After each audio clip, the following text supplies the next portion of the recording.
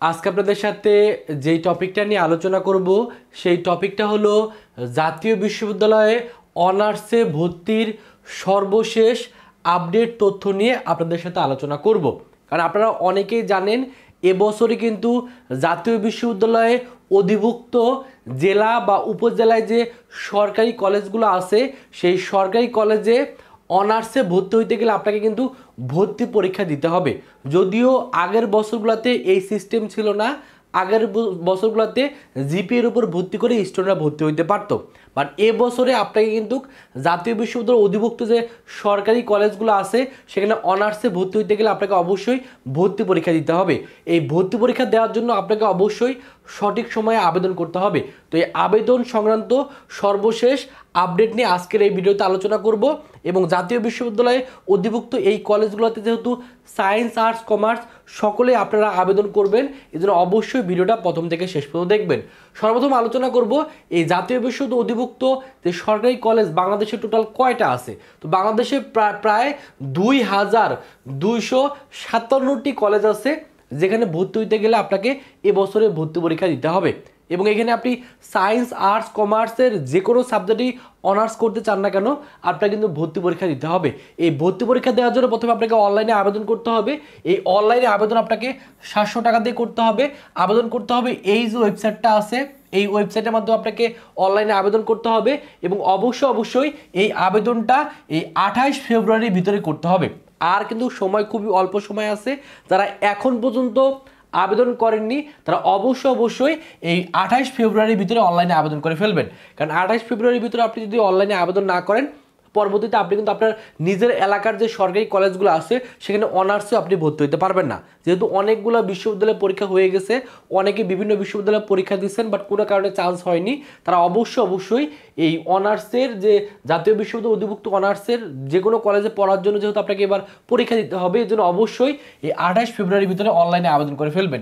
আর এই টাকাটা আপনাকে যে 700 টাকাতে যে আবেদন করতে হবে এই আবেদনটার টাকা আপনি মার্চের 2 তারিখ পর্যন্ত আপনি টাকা পেমেন্ট করতে পারবেন। তবে চেষ্টা করবেন 28 ফেব্রুয়ারির ভিতরে আবেদনটা কমপ্লিট করে ফেলা, টাকাটাও আপনাকে পেমেন্ট করে ফেলা। এই টাকা পেমেন্টের পদ্ধতিটা কিন্তু বিভিন্ন কলেজে বিভিন্ন রকম, কোনো কলেজ সশৈলে টাকা জমা নিচ্ছে। সো আপনি যেই কলেজে পড়তে চান, আপনার এলাকার যে কলেজে আপনি অনার্সে পড়তে চান সেই কলেজে যে সরাসরি এখানে কথা বলবেন, তারা যদি সরাসরি টাকা জমা নেয় তাহলে আপনি সরাসরি 700 টাকা দিয়ে এই আবেদন ফর্ম এই অনলাইনে আগে অবশ্যই ওয়েবসাইটে যাবেন, ওয়েবসাইটে অনলাইনে আগে আবেদন করবেন। অনলাইনে যখন আবেদন করবেন সেখানে আপনাকে কলেজ দিতে হবে এবং আপনাকে সাবজেক্ট চয়েস দিতে হবে। এই সাবজেক্ট চয়েস দেওয়ার সময় আপনি যদি সায়েন্সের শিক্ষার্থী হন আপনি শুধুমাত্র সায়েন্সের সাবজেক্টগুলো আবেদন করতে পারবেন, অথবা আপনার যদি মনে হয় আপনি সায়েন্স, আর্টস, কমার্স সবগুলো মিলে আপনি আবেদন করবেন সেই আবেদনও কিন্তু আপনি করা যাবে। অর্থাৎ সাবজেক্ট চয়েস দেওয়ার সময় আপনি সায়েন্স, আর্টস, কমার্স সবগুলো সাবজেক্টই সাবজেক্ট চয়েস দিতে পারবেন। তবে পরীক্ষা দেওয়ার সময় আপনি যদি সায়েন্সের শিক্ষার্থী হন সায়েন্সের সাবজেক্টে আপনাকে পরীক্ষা দিতে হবে। আপনি যদি আর্টসের স্টুডেন্ট হন আপনাকে আর্টসের যে সাবজেক্টগুলো আছে সেখানে পরীক্ষা দিতে হবে। আর আপনি যদি কমার্সের শিক্ষার্থী হন আপনি কমার্সের সাবজেক্টে পরীক্ষা দিতে পারবেন। তবে আবেদন করার সময় আপনি একটা কলেজে আবেদন করবেন আর সাবজেক্ট চয়েস যখন দিবেন তখন আপনি ওই কলেজের সবগুলো সাবজেক্টে আপনি চাইলে আবেদন করতে পারবেন। তবে আপনার যদি মনে হয় আপনি শুধু সায়েন্সেরটা দিবেন শুধু সায়েন্সেরটাও দিতে পারবেন, আর যদি মনে হয় সবগুলো একসাথে আপনি আবেদন করবেন ওই সাবজেক্টগুলো আপনি করতে পারেন। এই আবেদন করার পর যে ফর্মটা আপনি ওখান থেকে ডাউনলোড করবেন সেই ফর্মটা নিয়ে আপনি যে কলেজে আবেদন করতেছেন সেই কলেজে যে জমা দিতে হবে এবং সেখানে কিন্তু পেমেন্টটা যদি অনলাইনে তারা নেয় তাহলে আপনি অনলাইনে দিবেন।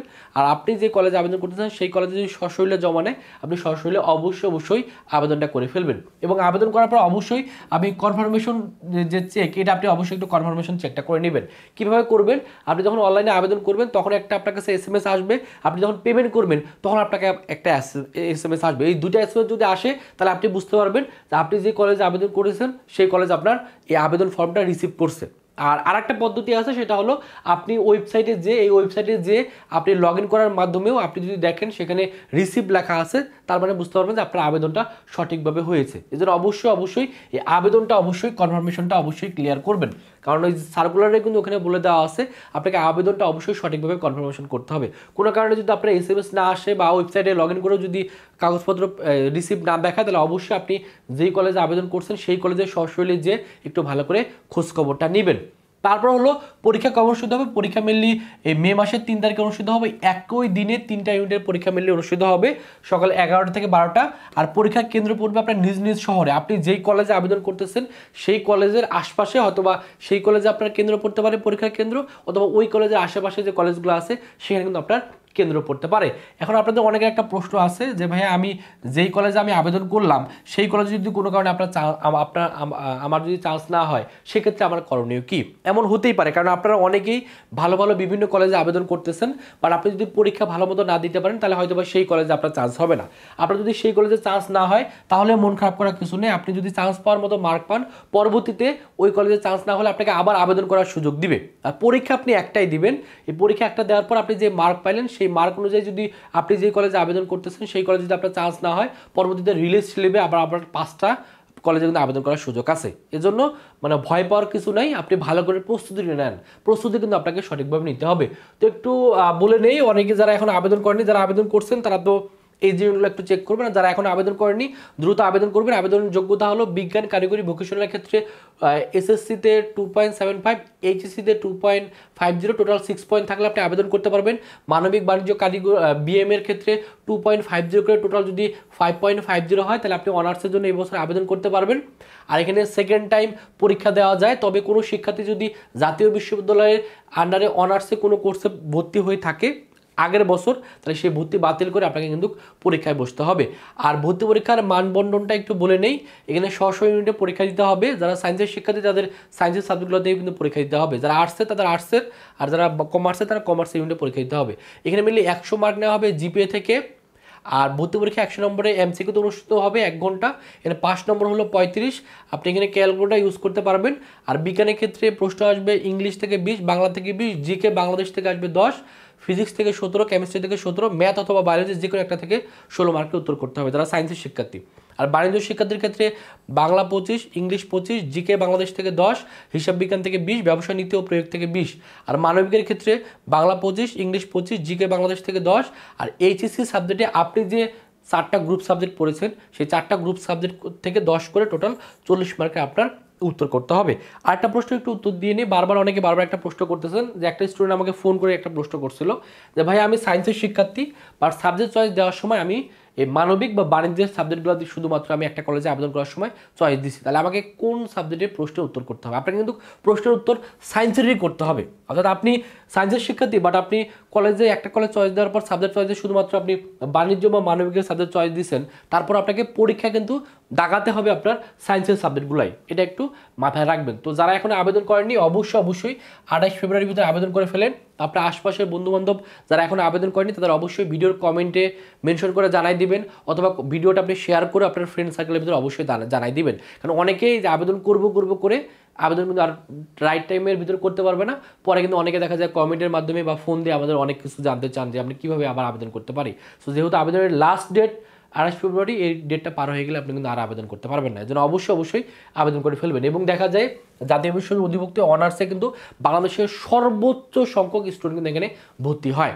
কারণ পাবলিক বিশ্ববিদ্যালয় যেগুলো আছে সেখানে কিন্তু সিটি আছে আপনার 60,000 বা 70,000, আর বাদ বাকি যে আপনার পরীক্ষা দিচ্ছেন 10 লাখ বা 12 লাখ শিক্ষার্থী এইচএসসি পরীক্ষা দিচ্ছেন, এই বাকি ম্যাক্সিমাম শিক্ষার্থী কিন্তু এই জাতীয় বিশ্ববিদ্যালয়ের আন্ডারে যে বিভিন্ন ধরনের কলেজগুলো আছে, আপনার এলাকার যে কলেজগুলো আছে সেই কলেজে অনার্সে ভর্তি হতে গেলে কিন্তু আপনাকে এই আবেদন করেই সামনে আগাতে হবে। সো এই জন্য অবশ্যই আবেদন করে ফেলবেন। তো যারা চাচ্ছেন জাতীয় বিশ্ববিদ্যালয়ের পাশাপাশি ভার্সিটির প্রস্তুতি নেওয়া, তারা চাইলে আমাদের ভার্সিটি ক গুচ্ছভর্তি টার্গেট বেসে ভর্তি হতে পারেন।